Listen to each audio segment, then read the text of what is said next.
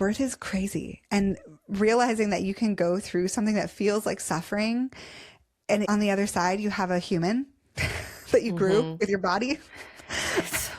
It's the wildest. Welcome to the Be Well Baby podcast. I'm Dr. Emily Spaeth, founder of Be Well Baby in Portland, Oregon, and the Beyond Birth Blueprint, an online community where we support families through pregnancy, birth, postpartum, and especially life with a baby. This podcast exists because I believe families deserve better than what I am seeing in my work as a physical therapist, lactation consultant, and childbirth educator. Just a quick loving note before we dive in. Everything you hear on this podcast is for educational purposes only. It's not medical advice. Every body and every baby and every season is different, and you deserve support that is personalized to you. Let's get started. I'm so glad you're here. Hey, everyone. Welcome back to the Be Well Baby podcast. This week, we are doing something a little bit different.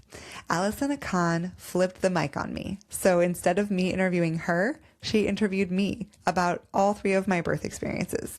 My first, where I planned a home birth and ended up transferring to the hospital. My second, a wonderful home birth that nearly didn't wait for the midwife. And my third, where things got a little wild with a cervical lip and a nuchal cord and a birth tub situation that still makes me laugh. These stories are totally unfiltered. They're wonderful, and I hope that they give you something, whether that's reassurance, a giggle, or just the reminder that birth never goes exactly as planned, and that's always okay. You can find this episode over on her YouTube channel, BirthLinked, and I'm so honored that she asked me to share it here with you. Let's get into it. Hello, everyone, and welcome back. Today, I have with me one of the most amazing women that I have met in my life. Like, literally, I feel like as soon as I met you, you were in Portland, I guess you had just recently gotten into the business there in the birth world, and you came to one of our meetings at our birth doula agency, and I was just like, I need to get to know this woman more. And so, yeah, we got in touch, and I was honored enough to get to be your doula for your third baby. And so I'm so happy that you are going to be telling me all of us, about your birth stories today. So welcome, Emily. Can you introduce yourself?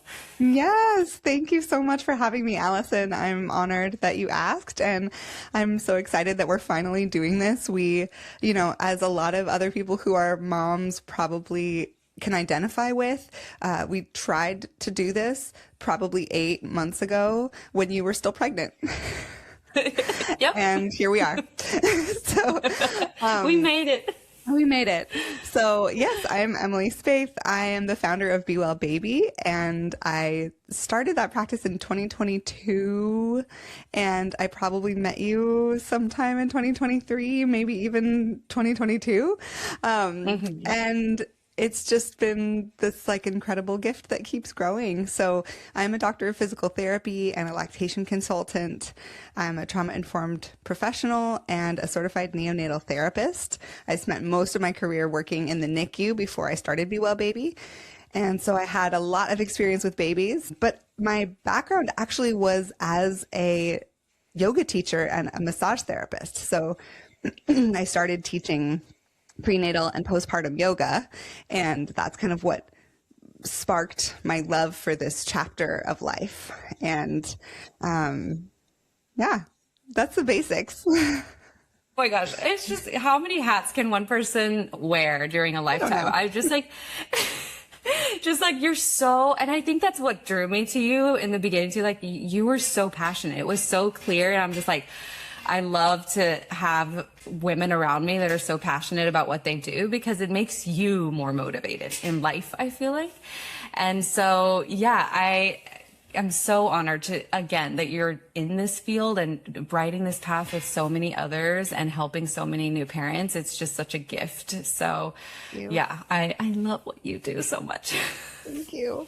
I mean, I get a lot of people who ask me if I'm a doula, and I'm like, No, like the I doulas are could doing the be. work. The doulas are doing the work. I just come in when things are harder than they should be, you know? Yes, you would be an incredible doula also, though. Thank you. Thank you. Appreciate it. Well, Yeah, if yeah, I anyone mean, wants me to attend their birth, I'm not going to say no. So, oh, it's so incredible. But you've had three very different births, and because you had so much experience going into all three of them, like different types of experience, and it grew, I would love just to kind of hear how your journey to becoming a mother, or like just thinking about, I want to get pregnant now, I'm ready. Like, what did that look like for you and your husband? I'm already crying. I wasn't ready. I didn't plan to have a baby the first time. And it really took us by surprise. And we were, I actually had to really grieve that because we both have wanted to be parents since we were children, you know? That's like always been something that both of us have wanted. And so when it happened so surprisingly, it was this moment of having to sort of grieve the planning and the expectation and the joy and the excitement of it because none of that was happening when we found out. And of course, eventually it did happen, but it took a little bit of time. And the initial moment of finding out, you can't redo that, you know? So I did have to grieve that moment, but once we were like, okay, we've always wanted this. We're already married. Like, what are we worried about? And we were able to sort of shift our focus to, okay, so we're going to be the first of our friends to have a kid.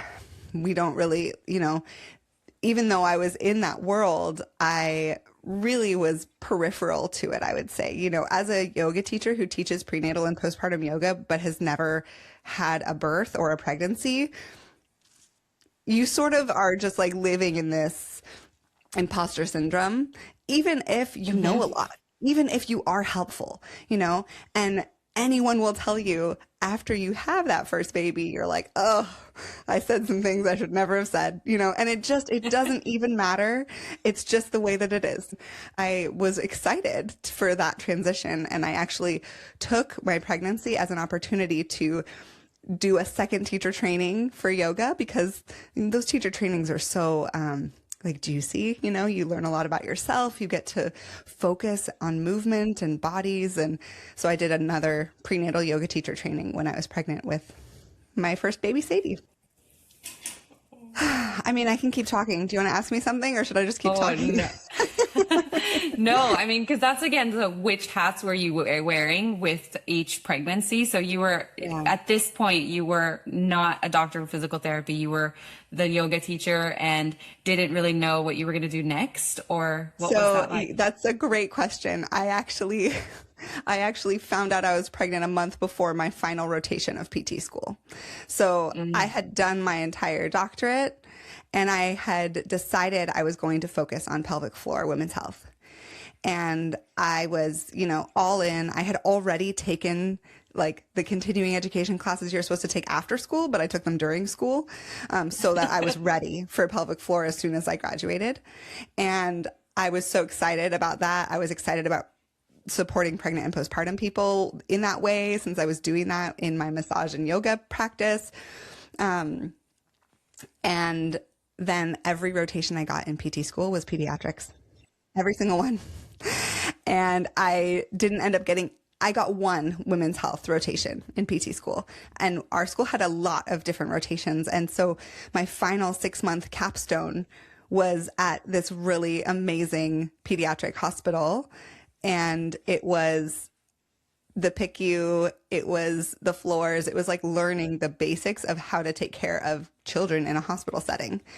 And so that was half of it. And then the other half was outpatient. And in that rotation, I basically got every baby who had torticollis. That was like my bread and butter. And torticollis, for those of you listening who don't know, is when your baby has a head turn preference and it's coming from a tension in their neck, that specifically the sternocleidomastoid muscle, which its job is to turn your head one way and tilt it the other way. So it's, you know, a twisted baby. And usually that happens from how they were positioned in utero, which is something that I now talk about all the time. But at the time, I don't think I educated people enough, because it's really easy when your baby has a flat spot or a head turn preference to blame yourself. And I like to just take that away from people. You do not have to blame yourself for that. It's usually something that happens inside. When I was pregnant with Sadie, I knew that I wanted to go in the direction of a home birth. And I had all of these experiences learning about birth, and I was, it was so clear to me that that was what I wanted my body to try. And I had thought that I was going to be moving to Portland, and I found this incredible midwife in Portland, Oregon, and got really attached to her. And then all these different things fell through, and we didn't move to Portland. So I had to find another midwife, and I loved her, as well. But it was just like, I really, really wanted to work with this person. And finally, I ended up doing a home birth and, going through all of the process. I had a doula. I was like, I have all the supports. Everyone thought I was insane. And of course, as like a Western medical provider, I had supported all of these pediatric patients who had an epidural. So I knew exactly what an epidural was and how it worked. I knew exactly why they were so beneficial. Like everything about that process. If I end up transferring to the hospital, I know what I'm getting into, but let's try and not do it in hospital. And unfortunately, my bag of water broke early. So sometimes there's so many different ways that labor can go, right? But sometimes your water breaks and your body's not ready to be in labor. So I was only 37 weeks and 3 days, and I started leaking in the middle of the night. I woke up and was all wet, and I was like, oh gosh, did I pee myself? And I went to the bathroom, and there were all of these little gushes every time I stood up. And my midwife was like, yep, that sounds like your water broke. Most people, when their water breaks, they go into labor within 24 hours. So just rest, take care of yourself. I asked her, I'm supposed to go to a yoga class in San Francisco with my yoga teacher. Should I go? I lived in Castro Valley at the time. And it was this, 45-minute drive. And she was like, yeah, do whatever feels right to you. And I was like, okay. So I drove. I know, right? I drove out to San Francisco. I did this yoga class in Depends, leaking everywhere, having to change my Depends, and talking to my teacher about, because this was not only my yoga teacher, but my prenatal yoga teacher training teacher. So she taught me how to be a better prenatal yoga teacher. And, it was just a comedic moment of of course Emily would do this, Yeah. So I ended up trying to walk with her after the class, because she was like, we need to get contractions going. I hadn't had any contractions, nothing. And so she was like, we're walking up this hill in San Francisco. And we walked up this hill, and I had a contraction, and I was like, great, let's go home and have a baby. And I got in the car, and I called my mom, I called my sister, just trying to say I think this is happening, but I don't know. And also there's this looming thing, because in the state of California, if your water breaks as a home birth midwife, you're legally required to transfer to a hospital within 72 hours after the water breaks. I knew I had this ticking time bomb, basically. And I ended up going home and trying to, be calm and move things along. And I was having contractions, but they were just not doing anything. So this happened on a Sunday morning, and by Wednesday, I still was pregnant. And we had been trying all the things. A lot of home birth midwives have a breast pumping protocol with herbs. We had been doing that. I had tried castor oil. I had tried all the things that even the research says are not actually that effective, And I was just not getting very far. And finally, by Tuesday, I was in active labor. I had been having regular contractions and actually kind of, yelling and screaming through the contractions for quite some time by Tuesday. And I finally, Tuesday night, my midwife came and checked my cervix and was like, you're just like at a 4. Like you're just not, oh gosh, you're just not progressing. And I'm afraid that you're not going to have this baby by Wednesday morning. So we should like prepare. And at 7 a.m.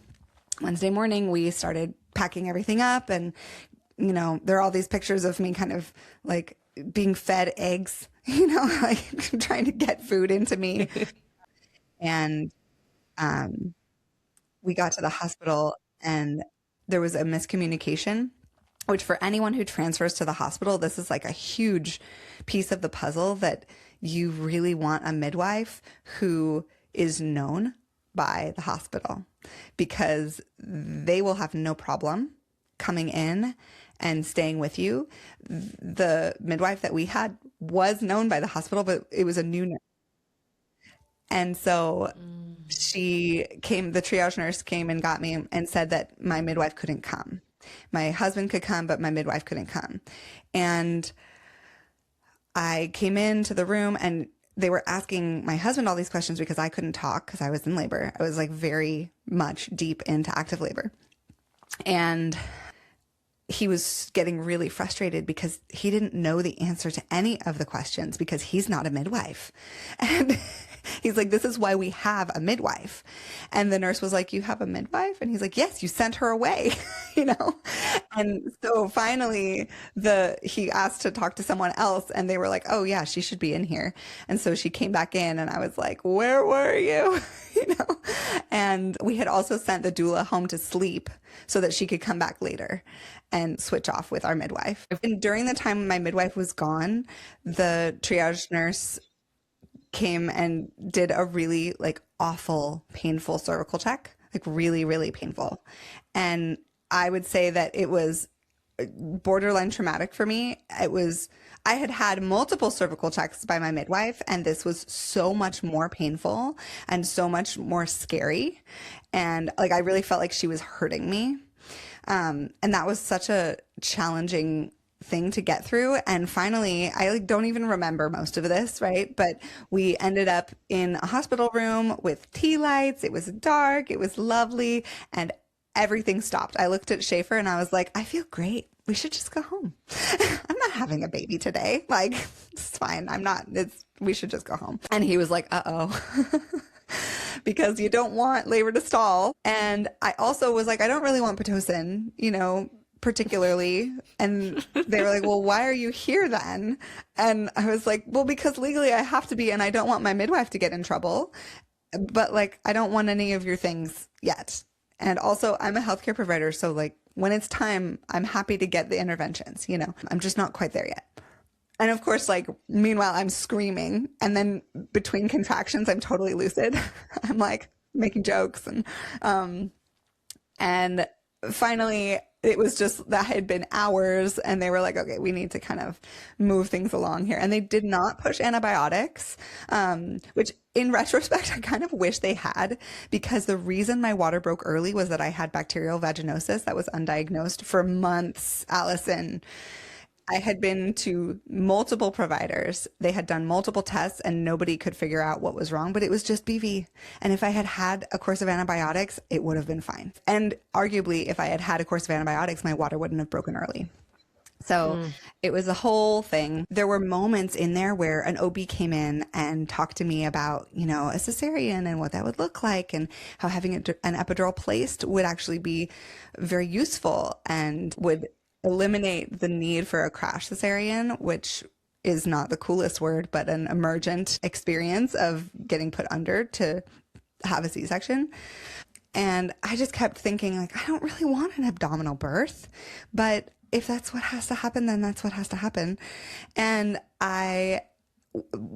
one of the times that the OB came in to speak with us, they were looking at the heart rate, and they had been called in because of the heart rate. And finally they looked at it and they were like, this baby's fine. I'm going to come back later. And I was like, great, wonderful. But the Pitocin contractions were so strong. They were so different than the contractions I'd been having for a day previously, because it was, some people say like, oh, Pitocin is just, it's just making your body actually have contractions. So that's why it feels so intense. Your contractions weren't actually making change before that. And while that might be partially true, the other thing that's true is that with an oxytocin contraction in your own body, there's this like ramp up and ramp down. Whereas with Pitocin, it's straight up and straight down. So it's just a little bit softer when you don't have Pitocin on board. And from everyone that I've talked to who's had Pitocin, it's intense. It's so intense. So I was screaming like a wild animal for many hours. And I know you saw me do this, but it wasn't for that many hours when I did it with you. So it was way like, primal. I was like so hoarse after this experience, because I had just like, couldn't get myself to be okay. And at one point, the nurses were trying to position me to help baby come down, and I was suffering. Like, I really got to the point of suffering.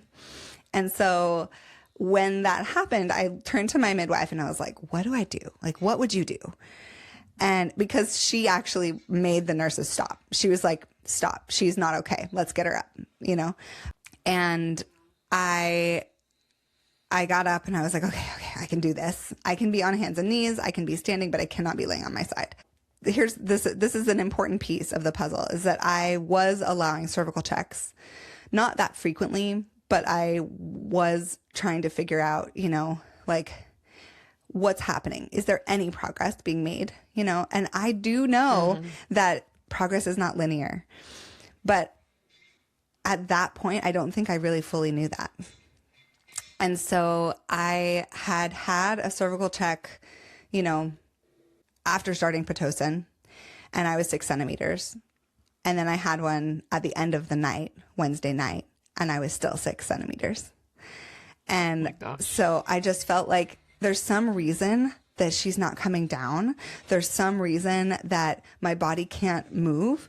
And finally, the first 6 centimeter check was done by the midwife, and the second one was done, the first 6 centimeter check was done by the triage nurse. And the second one was done by my midwife, because I was like, no one else can check my cervix except for the midwife, like my own personal midwife now.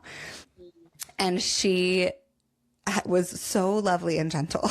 And so when she checked, she was like, you know what? It's 6 centimeters because your cervix is swollen. And I had been on IV fluids. I had been, there were so many reasons that I was swollen. The first of which was probably that I was pushing and bearing down against a cervix that wasn't fully dilated. And this baby was very small, but she was very low into my pelvis. And so I think her head was just banging against my cervix. And finally my cervix was like, I am swollen. I can't actually dilate more than this. And so in my medical brain, I was like, all right, well, inflammation can be decreased by a couple of things. I can't take NSAIDs right now because I'm in labor and also I'm pregnant. And I probably haven't slept in 3 days, which would increase my inflammation. So if I can get an epidural and sleep, then sleep will decrease my inflammation. And I said all that to my midwife, and she was like, that's exactly the right way to think about this. And so that's what I did. I got an epidural Wednesday night, and everyone slept. My poor brother-in-law brought me miso soup, which gave me the worst heartburn I had had for my entire pregnancy as I was pushing. So funny. It's like the best joke. Just periodically I get a thing of miso in the mail from him. Because it sounds really good to get miso soup, cozy. Totally. And oh my gosh. And who knows if it was actually the miso, if there was some other reason that I was, having heartburn at that time. Anyway, But at 2 in the morning ish, I woke up and I had had this epidural for maybe 5 hours, right? Like I had been trying to rest. I had been my brain was saying, okay, decrease inflammation, decrease inflammation. Like I was really trying to put that out into my body, let my body know that it was safe, and make sure that my cervix would dilate. And it did. And so I was able to just lay. And something I learned actually probably in the past year or two is that another thing that epidurals can do is soften the psoas, because the psoas muscles are so strong and they're also really inextricably linked with your nervous system. So if your nervous system is heightened, like you've been in labor for 4 days and you're screaming in pain, then it's very likely that your psoas muscles are holding on for dear life, that they are really, really tight, and that baby's head has to come in between them. And so if they're holding on, sometimes like that's part of what's happening in your pelvic floor, and allowing your pelvic floor to open is near impossible. So that's probably another thing that happened when I had the epidural, is that my psoas and my pelvic floor was able to relax and release and open. And then I pushed her out, and she was this tiny little 5-pound baby, and I had her in skin to skin forever. And I tried, working on latching and all that stuff. And, long story short, I called the charge nurse and I was like, hello, I have a home birth midwife coming to my house to do the newborn screen this afternoon. Can you tell me the things that I need to do in order to get out of here? She was like, sure.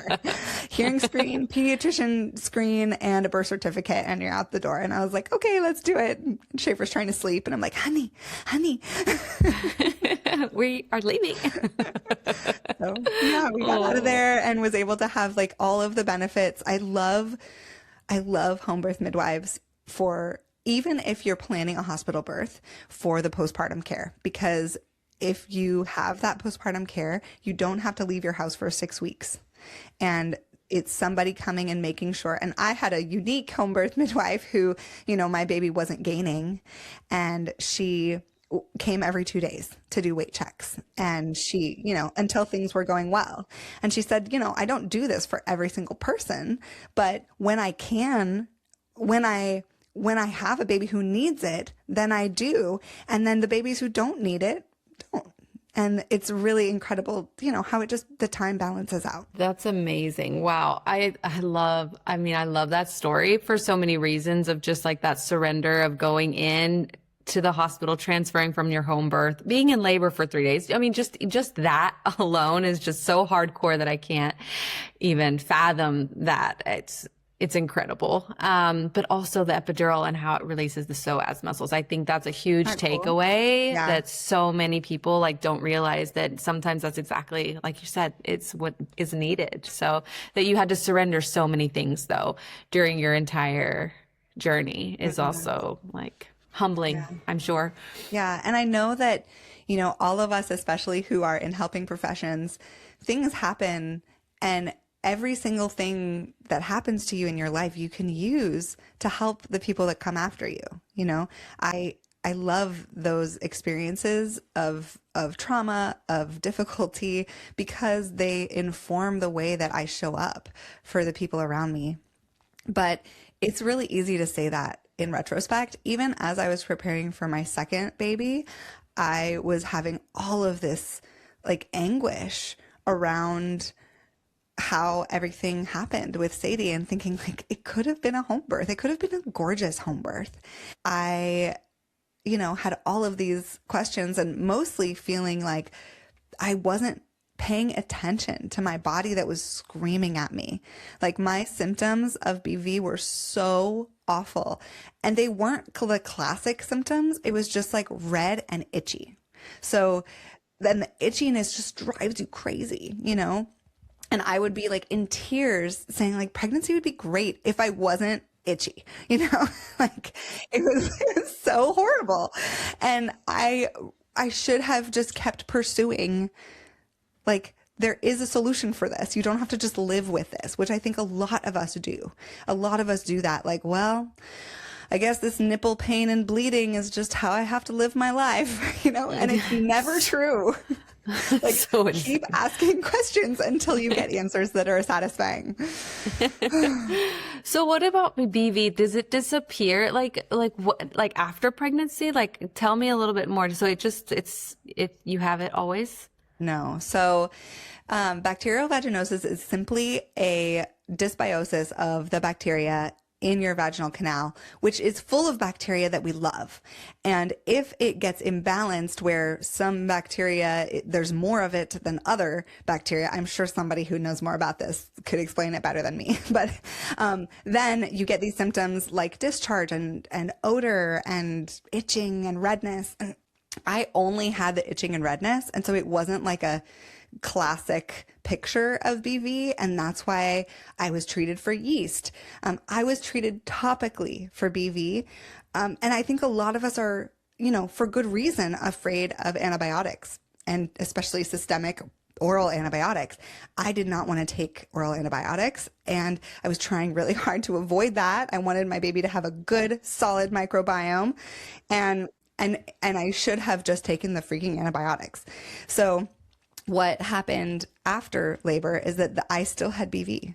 I was still uncomfortable. And as I was healing my second degree tear, my tissue was so friable, which is like thin and weak and itchy and horrible, that I was in like so much agony.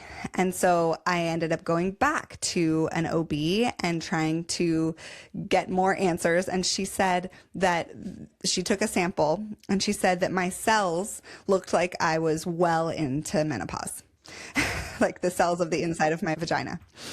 And part of that was because I was trying all of these different things to treat the BV, like boric acid and all of these different things to balance the microbiome, and none of it was working. This is a hot take, but I think that taking oral probiotics and even vaginal probiotics was the reason that this happened. I know. My midwife assures me that that is not possible. But you have a gut feeling. I can link it. I can link it. And so when I was taking probiotics with my second pregnancy, I got BV again. And I took antibiotics right away because I was like, I'm not going to fuck with this. And yeah. And can I swear? Should I not swear? Yes, you can. No, Okay. you should totally swear. And I was, just like, it was so immediate that it started getting better. Right. So the other thing that I did differently in my second pregnancy to make sure that BV didn't happen, because you are in pregnancy predisposed to yeast and BV. It's just like, it's a different thing going on in your body and you're more sensitive to imbalances.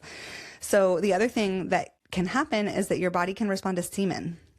And so not only did I stop having like semen inside my body, but I then stopped having any kind of penetrative sex because I was so like, we will not mess with this microbiome. We will do other things.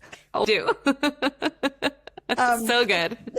And it's so fun. And it's like, I think it like gave us this opportunity to just be creative, And so one thing that I really took away from that experience with the first birth was like, I had no idea that BV could cause your water to break.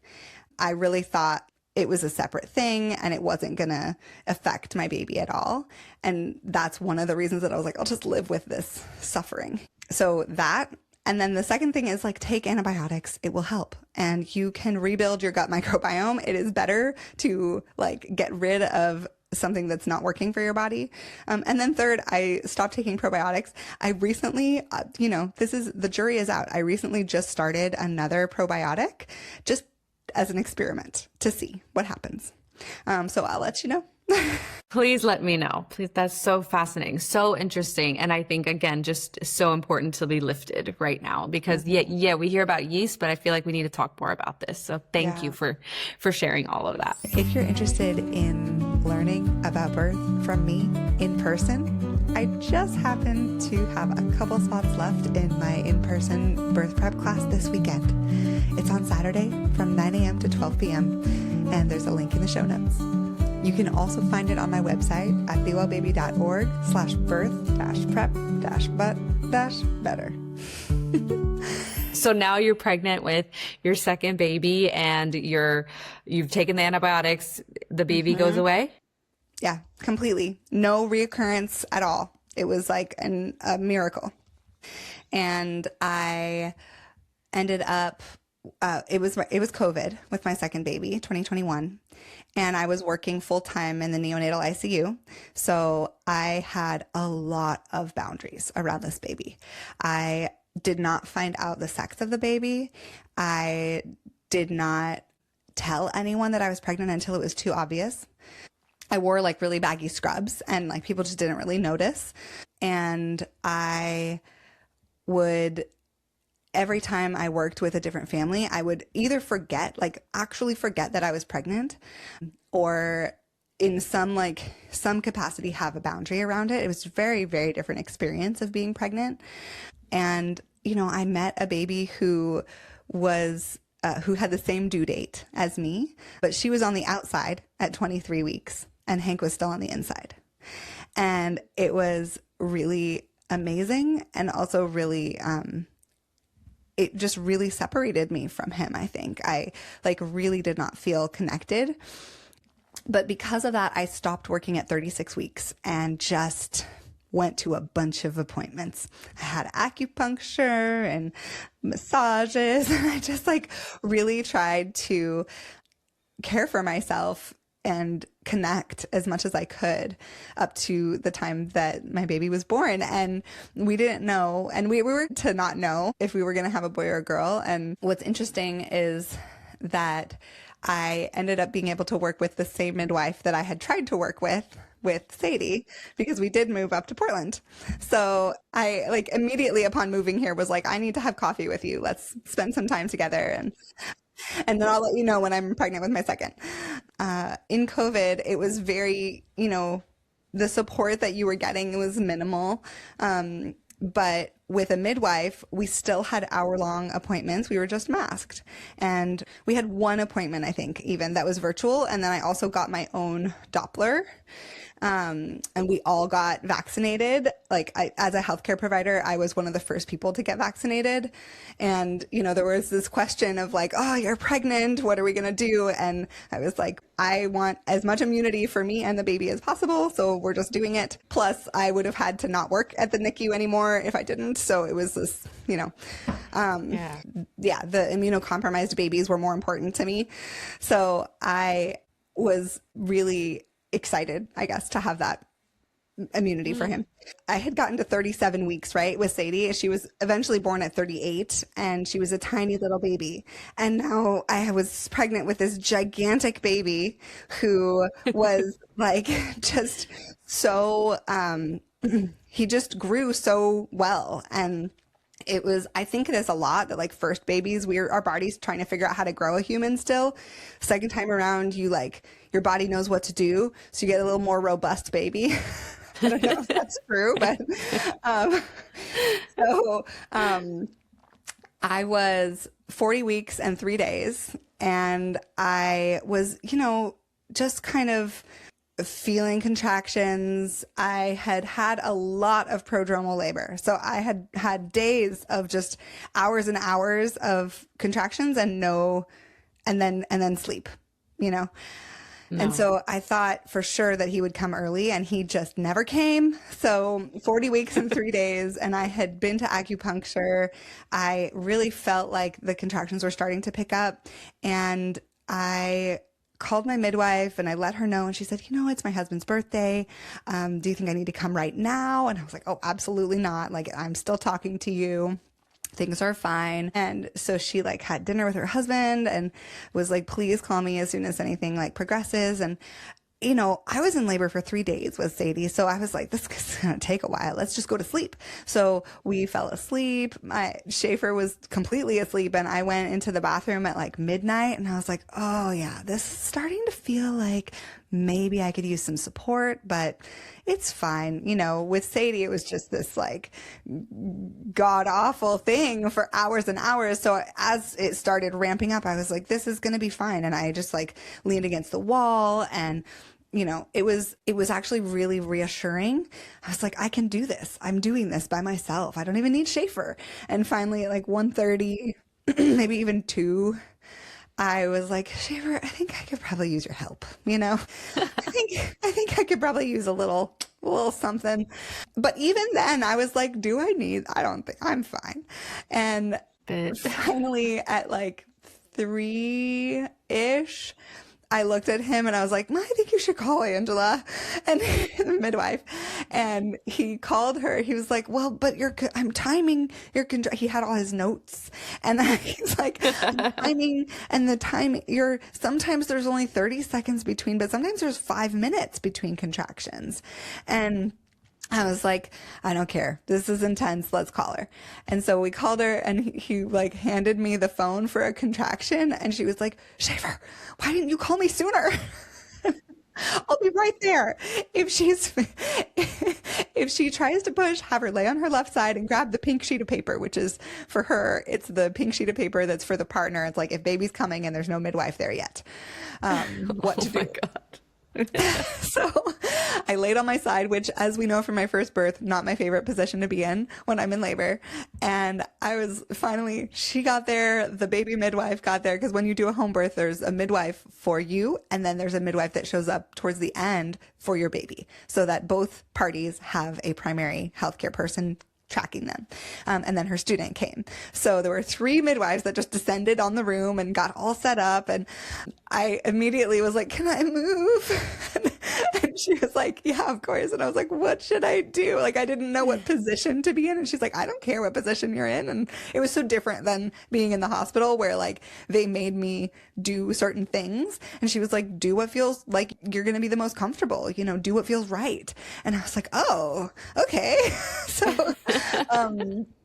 So I was over my exercise ball and like grabbing Schaefer's hands as hard as I could. And she was like, you're ready to push. Like, you can have the baby now. Like, as soon as she walked in the door. And I was like, oh, great. And, it was probably 20 minutes from the time she got there to the time the baby was born. And if I had been pushing, like, baby would have been there before she got there. You were holding him in? Like, did you have I wasn't on purpose, but I just wasn't pushing. And I was like trying to not push. And so as soon as she got there, I pushed, and then he was out 3:55 a.m., the same time I was born. No. Yeah. Oh, that's so special. Yeah, the best part about his birth was that I actually have a video of this, which is so cool. When he came out, he was on call. So he had his sack still over his head. And of course, I was so afraid that my sack would break early, right?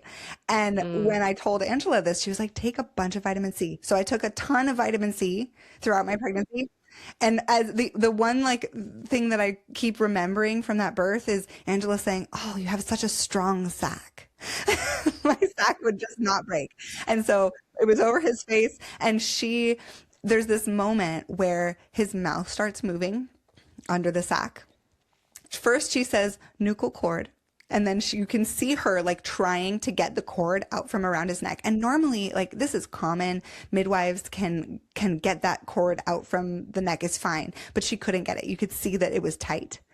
And then you see his little mouth moving under the sack, which means he's trying to breathe. And he can't because there's a sack over his face. And so she goes, oh my God. Okay, Emily, the next push has to be the biggest push of your life. And I was like, okay, I can do that. And then the whole room is like, yes, you can do that. And then I pushed back. And in like an instant, she gets the sack from over his face. She gets the cord from around his neck. I flip over the cord and she puts him on my chest. It's so wild too how instinctive that all is in the moment. Yeah, it happens so fast.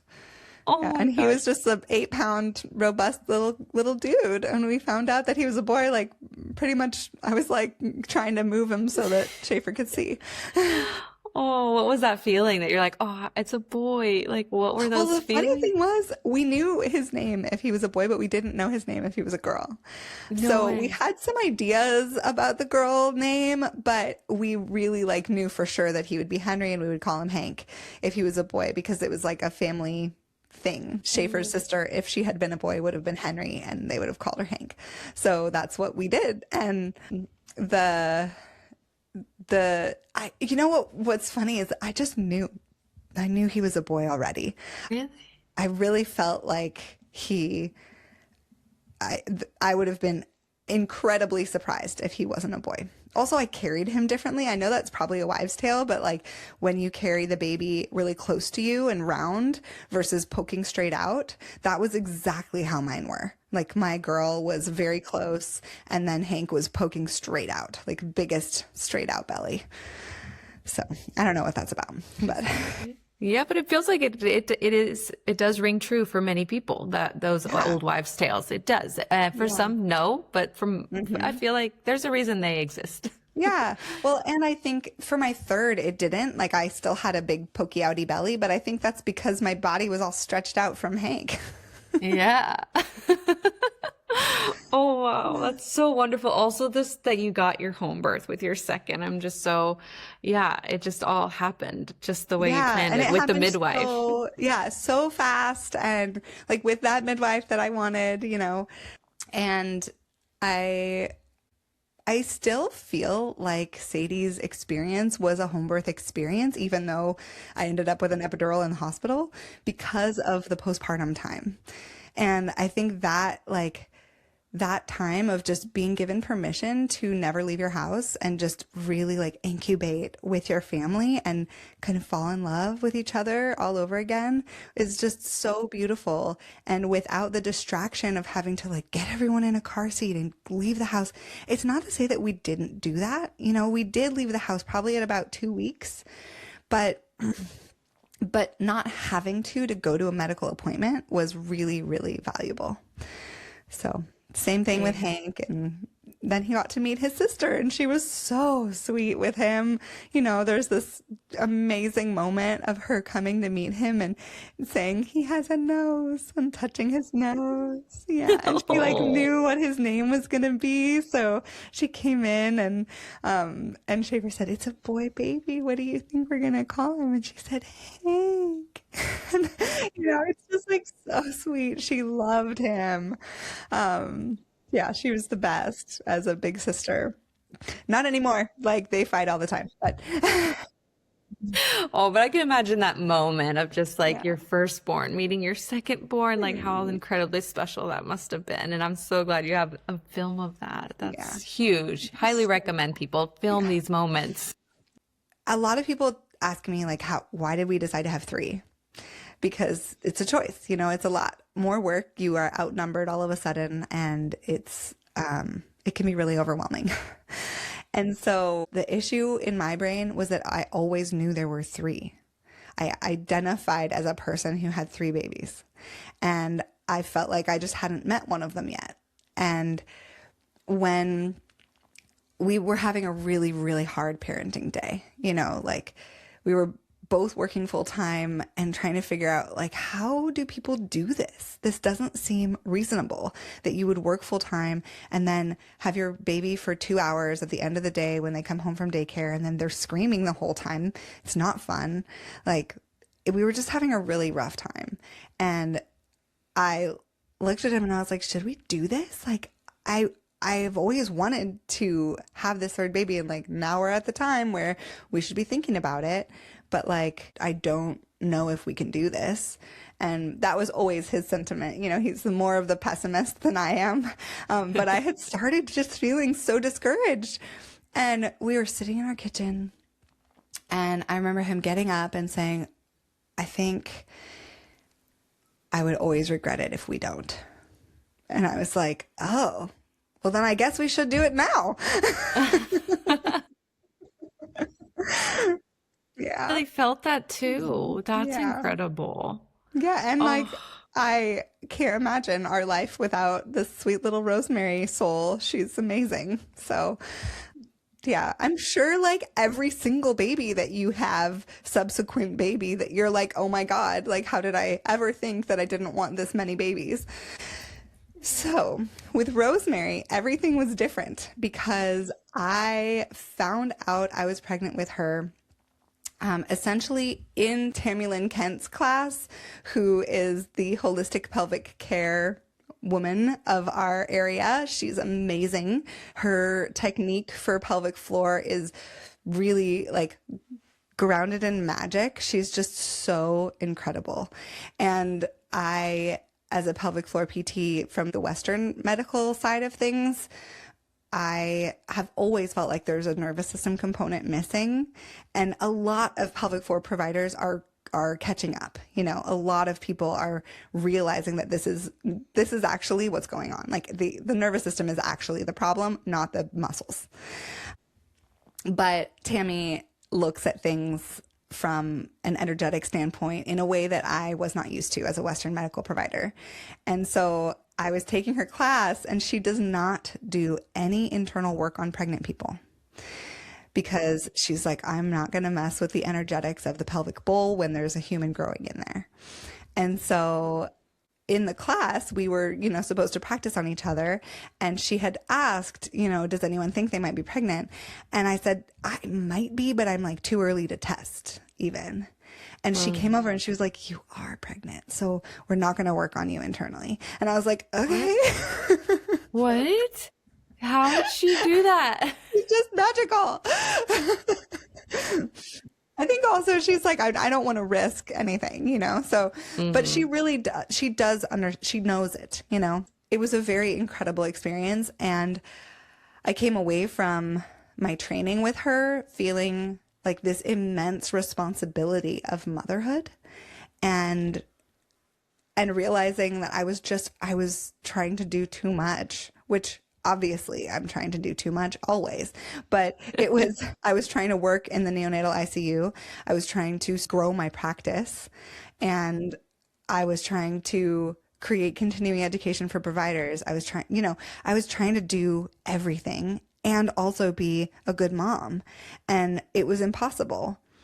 And I had told Schaefer, I had told myself I would work in the NICU until I died. Like I was like, this is my place. I love this. This is what I'm good at. I'm good at when things are really not going well, holding steady for a family, being there for family. Like I really loved it. And I was kind of devastated to think even about not doing it anymore. But when I got pregnant with Rosemary, it was almost this like instant. I was at dinner with Schaefer, and I was just kind of in tears talking about the responsibility of motherhood. He was like, I think you might be pregnant. I went into the bathroom and like weeping, and I was like, oh my God, I think I'm pregnant. And this was like after the training with Tammy, still hadn't taken a test, you know. And I came away from that, you know, feeling like, oh my gosh, I think I need to just focus on my business where I can actually build in flexibility, where, you know, I had worked a job where I had to be there at 6:30 in the morning and leave at 5 p.m. like every day. I couldn't take my kids to school. I couldn't, you know, I wasn't getting good sleep. I was just kind of killing myself. And you know, now I sort of feel this, I'm like, oh gosh, everything is so busy. But if I think about it, I am at home with my kids until 8:30 every morning. Like that's 2 hours that I get to be there with them or sleep, or there's, you know, where I just didn't have that before. And sometimes I pick up my daughter from school at 2:30. Even just that alone is so valuable. So I quit, like I put in my 2 weeks notice as soon as I found out I was pregnant. Yeah. Good for you. I mean, yeah, like pros and cons with anything that we do in life, but that you really, you brought with you so much experience from that too. And you can always go back if you ever wanted to do that in life. But I think that giving you this beautiful practice that you've created for so many parents in Portland is just like, sometimes being your own entrepreneur and starting a business, especially in America when there's so little time with our families just in general. And I just think that's, I mean, what a gift. And that you had the courage to do that. That's amazing. Thank you. I feel, there's something really scary about doing that. Hmm. And something that was always in the back of my mind was, well, Schaefer works full time, so we're going to be fine. But last November, he quit his job to work for Be Well Baby.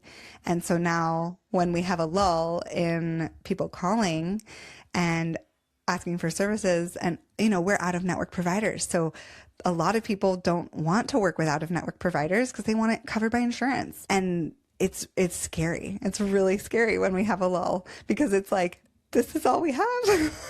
So, Oh my gosh. yeah. But you could always fall back. But that you know that you could always fall back. There is that security. So I feel like it's still worth the risk, to I do live a little too. dangerous. I do too. And like Schaefer's an accountant. He'll be fine. He'll be fine.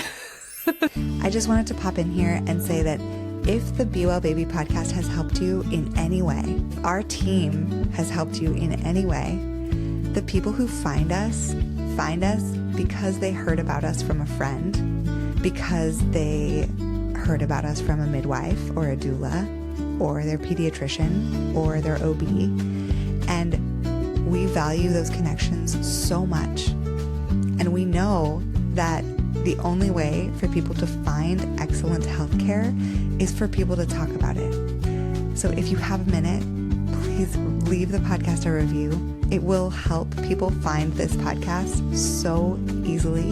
If we band together and shout this from the rooftops, then we will be able to change healthcare.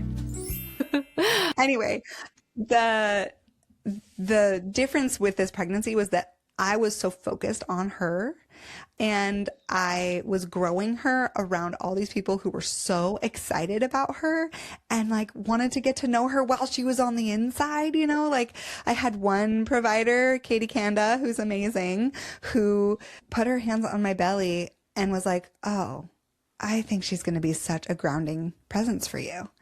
And that was just like, I don't know if it was true before, but it was definitely true after she said that. Like, I don't know if she imbued it, but like the baby just in general, in my pregnancy, I was so grounded. And I feel like even just in her little personality, if I'm starting to feel flighty, I'm like, oh yeah, no, we're here, we're good.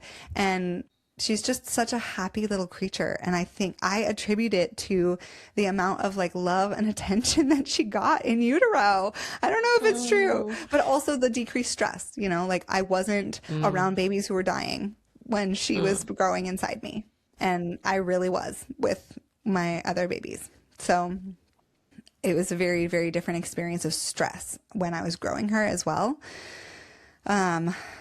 It's, as moms, we're always trying to blame ourselves, right? So, Yeah. so I always am, we're always trying to find the reasons, but I know that every baby also just comes with the personality that they're going to have. So Rosemary's birth was really, really special. And it was actually, a lot of people kept telling me, oh, the third baby's a wild card. And I remember talking to you about that because I was like, why do people keep saying that? It just makes me feel like bad. It makes me feel like, oh, I'm going to have a C-section for this third baby. And I just tried to kind of take that out of my mind and live in the moment. But I still was 40 weeks and 2 days, and then 40 weeks and 3 days, and then 40 weeks and 4 days, and then 40 weeks and 5 days, and she wasn't there. So I was really like doing as much acupuncture as I could. I was trying to like move things along. And the night that she started arriving, I had been kind of around town. I had 2 different acupuncture appointments in the same day. And my mother-in-law was in town to take care of the other kids when she came.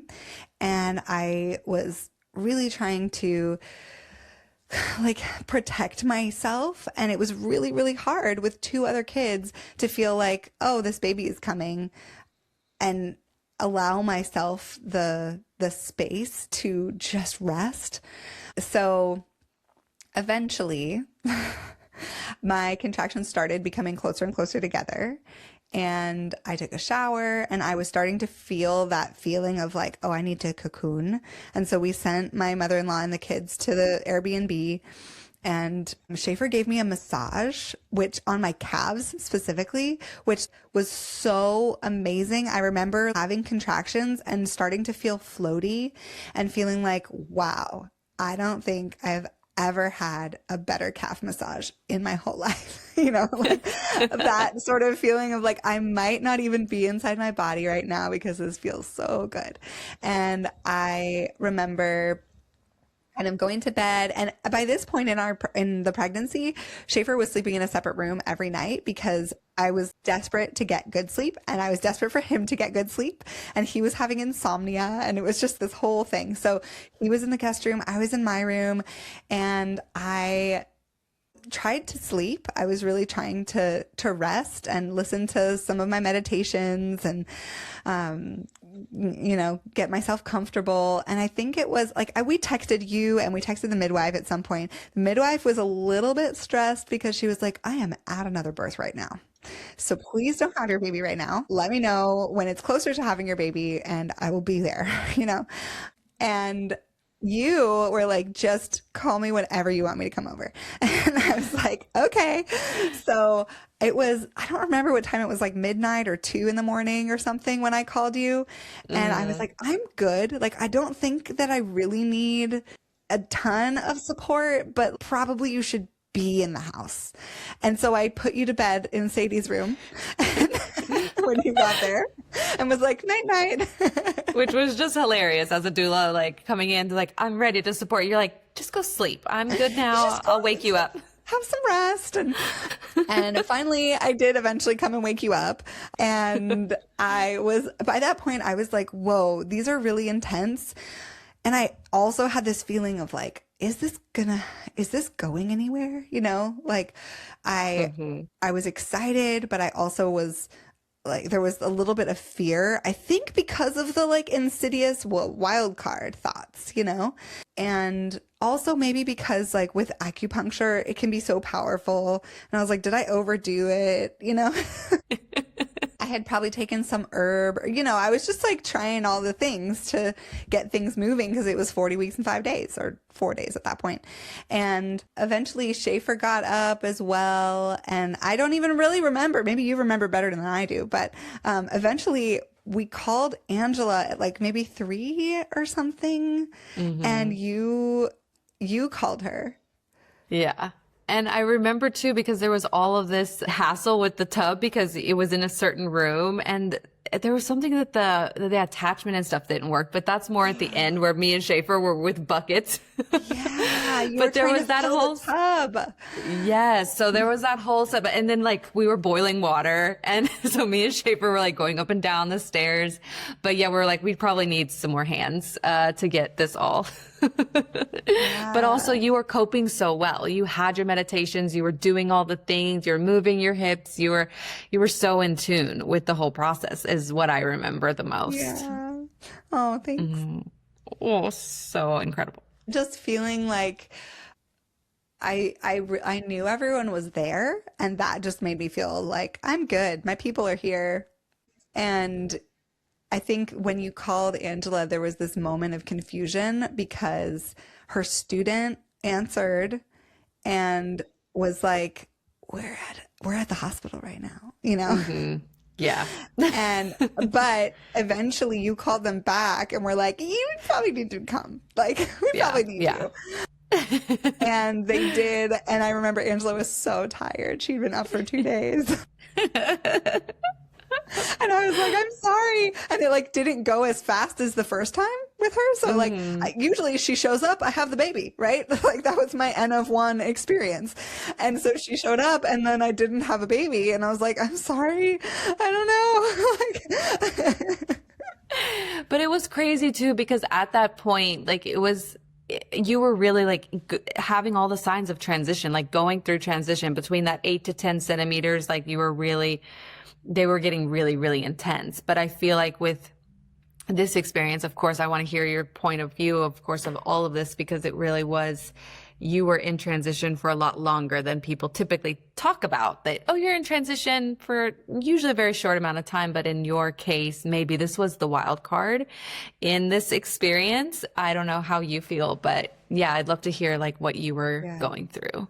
Yeah, I mean, I agree. I feel like the the feeling of being in transition where like it was just like there were some contractions where I cried a little bit and like it just felt so intense. And there were those moments of like, I'm scared. I don't think I can do this, you know, the thing you want to hear because that means the baby's close. And but I was worried that she was asynclitic and like that her head was turned and so she couldn't get through something. And because there was this, you know, I feel like I was pushing and then we decided I shouldn't be pushing anymore. And of course, I didn't want to push against a cervix that wasn't fully dilated, but I like really felt like the intensity of the last couple of centimeters was, it took a lot longer. You know, I think it probably took 4 or 5 hours. Yeah, it was super intense, but like that pushing stage was just, you were doing everything. The stairs, I remember you were just like, we were like, so you were like, she's asynclitic. We have to do all, but yeah, you were doing all the things for this little one. Yeah, I remember getting on the stairs and being like, I don't want to be doing this, but I know why we're doing it, you know, and being so grateful for your support there. I remember my water broke in the toilet, which was so fun. I don't remember when that happened in the night, but it was really fun to have my water break into the toilet, very clean. Sure, convenient. And then there was this moment where finally Angela checked my cervix and she was like, you have a cervical lip, which means that part of my cervix was still not dilating. It just was over the head and it like he couldn't get through. And so I think that had happened with Hank. And so what Angela had to do was go in and hold that lip back as I pushed, which was very painful. But we also did, I can't remember the name, where like I hold my knees up. Some man's name, McPhillips or McRoberts. Yeah, Mike Roberts, exactly. And when you hold your knees up, I think a lot of people say like, oh, you shouldn't push on your back because your sacrum can't move. But when you're holding your knees up, your sacrum is lifted. And so it can, like your pelvis can open. And that helped her head get underneath my pelvis. And I think when I started crowning, I was like, can I get in the water? Because I had been in the water and I got really lightheaded in the water because it was getting warm because we were getting more and more hot water, which was great. I was like, this is like a hot tub. And then I got too warm and lightheaded and they made me get out. Once we got her into my pelvis, I was like, can I push her out in the water? And it was, you know, what I had tried for Hank, but he came too fast. And so I got in the water and Angela had warned me that she really likes to deliver placentas out of the water so that I would like push the baby out, I would get out and we would deliver the placenta on the bed. And so I was in the water in the same kind of position. So like I really enjoyed being on my knees with my elbows supported and Schaefer was right there. I remember reaching down and feeling her head come through and blocking my labia to give myself support, like counter pressure. And that was really, it was really cool to understand what was happening and be able to provide counter pressure. And yeah, and I always end up like pushing the head out, taking a beat, waiting for the next contraction and then pushing the body out. But it was because she was under the water, Angela was like, you need to push her out now. And I was like, okay. So that was a moment of a little bit of fear. And then of course, like I flipped over and I slipped as I flipped over. And then we got her on my chest. But as we were trying to bring her up, there was a nuchal cord again. And so we had to like figure out how to get the cord off of her without putting her under the water. And yeah, we were like holding your arms and for you to sink down. And it was just like hilarious. It was so incredible. Silly. It's funny because in my birth video, it's this like beautiful, the music is beautiful. And then like, but from my perspective, it's hilarious because I slip, there's poop in the tub. Like it's just a whole thing. Okay. So, she came, I had her, she was a little gray and dusky. And so there was a lot of like rubbing her. And then I knew that we needed me out of the tub because I wanted to deliver the placenta out of the tub. I got out of the tub and I got to like almost to the bed, and my placenta just sort of fell out of my body along, like dragging along the side of the bed, plopping on the floor right in the only place in our whole house that was not covered in painter's plastic. So, It's just so hilarious. and it It's was so a hilarious. gigantic placenta, apparently. It So was yeah, and so then we good. got all snuggled in bed, and she was totally fine. And um, yeah, yeah, it's crazy. Yeah. Birth is so terrifying, you know? Yeah, it It's is. so scary every single time. You just don't know what's Mm-hmm. going to happen. Mm-hmm. And I was talking to my friend who did a lot of C-sections because he worked as an ER doc in like a really rural farm area on the East Coast. And he was like, I would recommend to anyone going into a hospital to get an epidural placed, not necessarily put medicine in it. And I was like, I have never heard of this. Tell Mm-hmm. me more. And he was Yeah. like, you can have the epidural placed and not have any anesthesia put in. You can have no medicine put Mm-hmm. in, just saline lock. And then it's there ready if you want it. And I was like, Mm-hmm. what? Yeah. Yeah, we do that pretty often actually with people that have had like a VBAC and stuff here in Sweden at least. Yeah. We'll just put it in and then just in case. And, or if someone's higher risk, because also there's only one anesthesiologist usually. And if they're available, like that's another thing to take into consideration. When you want one, you might have to wait 3-4 hours, sometimes to get one. So it's an amazing offering for those places that can do that. Yeah, that's really cool. I guess I didn't fully understand that. I I assumed that if you have your epidural placed, that means that you're putting medicine in it, you know? It's so cool. It's really, really cool. But I just really want to say that back to what you were saying in the beginning of like when you were a yoga teacher and you had all these pregnant people that you were supporting and you hadn't gone through it yourself, like that. I feel that the same. How could I have been a doula for as long as I was a doula without having a baby first? Like that imposter syndrome of what that felt like. Of it gave me so much experience, and your birth was one of those where I was just so honored to be there. Honestly, it felt like I was just like, wow, witnessing this power. And it was just, it gave me this like, it was a dream. Like for me, like witnessing you, it was a dream birth. And it was something I myself was like, visualizing my whole pregnancy. I'm like, I want a birth like that, you know, because it was like, you were so incredibly strong. And it was just being in that womanhood surrounded by women, that whole setting, like you're saying, like, it's just different than a hospital. It's just a different experience. There's no right or wrong, but I craved that so much. And I was just like, being able to witness, you don't get to do a lot of home births as a doula, you know, in Portland. Yes, it's more common than many places, but just being there was just, it was so special to be able to witness that. And just like, yeah, the strength of women, and to just get to see that firsthand of like being at home in that space. It was just, you're such an inspiration. Oh my gosh, thank you. I mean, it's crazy because that birth maybe was the one that in the middle of it, I felt the most fear. Like I don't know, with Sadie's birth, I like didn't know enough to be afraid, you know? And Yeah. and with the third one, when things weren't progressing, I was like, oh my God, what if she has a shoulder dystocia? What if she is asynclitic? What if she, and there's so many what ifs that could happen. And I think I remember saying something like that, and you were just like, don't think about that. Like, we're just having this baby. It's fine. Like, we're just going to keep going. Because if anything like that happens, we know what to do, you know, but that's not serving what we're doing right now. And I think I felt, you know, a moment of feeling a little bit too knowledgeable. Like, if I had known less, I would have probably enjoyed the last part of it more. Yeah. You know, birth is crazy, and realizing that you can go through something that feels like suffering, and on the other side, you have a human. that you grew with your body.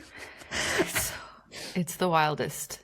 It's so wild. Wildest. Oh, I'm so grateful for you, Emily, just for coming on and sharing these three very different, just so rare to have, I mean, almost pretty much, like you said, 3 home births, and that you did it like that, even with that little knowledge that you say you had in the beginning with Sadie, your first baby, that you still opted for that home birth. You still had that, you know, that knowing of like, this is the best for me.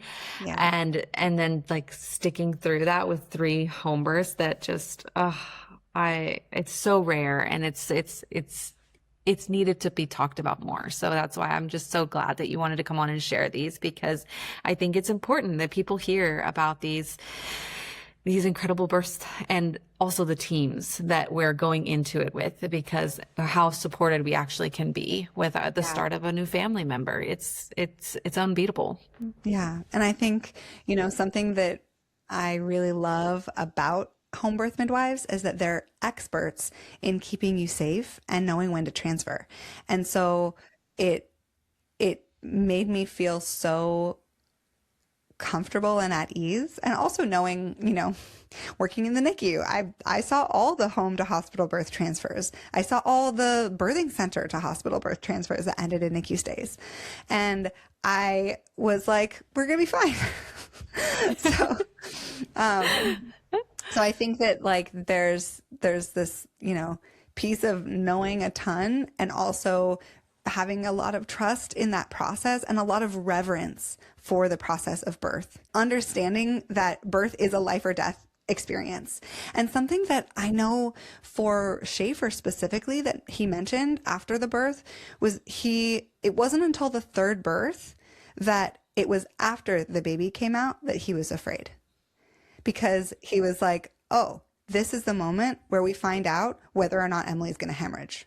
And and that feeling of like, oh, it's not over when the baby comes out. It's the scary part is actually, do we get the entire placenta?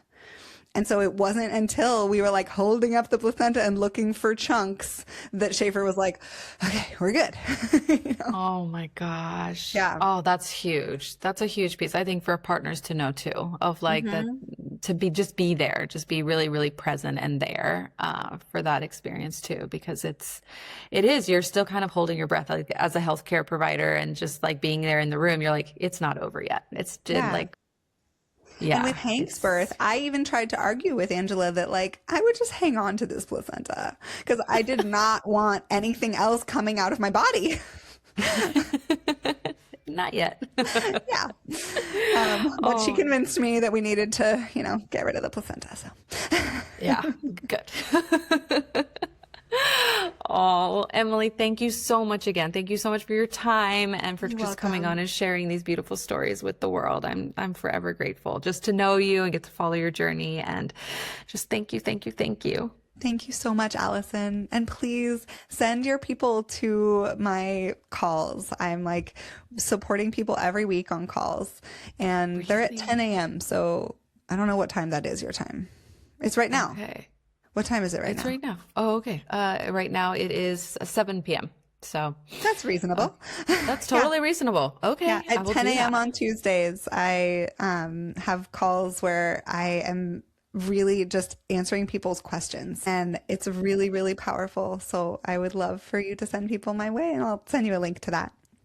Yes, please do. Please do. That's incredible. What a beautiful offering. Oh, thank you so much, Emily. You're welcome. I'll talk to you soon. Talk soon. Bye. Thank you all so much for listening and joining me on that journey.